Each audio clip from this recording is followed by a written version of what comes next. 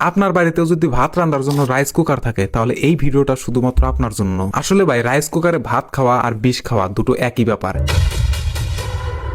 কেন কইতেছি এই কথা একটু পরে টের পাবেন। আপনি নিজের পকেটের টাকা খরচ করে রাইস কুকার কিনে আনেননি, কিনে আনছেন মরণ ভাত। আমরা মনে করি রাইস কুকারে রান্না করা খুব আরাম, বোতাম টিপলাম আর ভাত হয়ে গেল।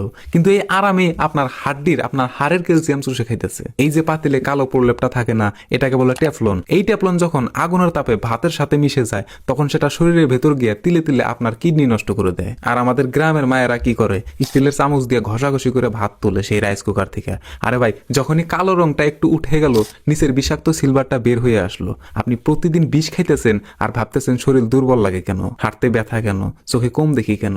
আরে ভাই, বিষ খাইলে কি শরীর ভালো থাকে? বড় বড় ডাক্তাররা বলতেছে এই রাইস কুকারের অতিরিক্ত তাপ ভাতের সব ভিটামিন মাইরা ফেলায়। আপনি শুধু পেট ভরার জন্য ভাত খাইতেছেন, অর্থাৎ কার্বোহাইড্রেট খাইতেছেন, কোনো শক্তি পাইতেছেন না।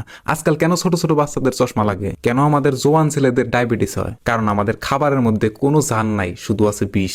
আমরা স্মার্ট হইতে গিয়ে রাইস কুকার আনছি, ওভেন কিনছি, কিন্তু আমরা আসলে আমাদের নিজেদের আয়ু কমিয়ে ফেলতেছি এইগুলা কইরা।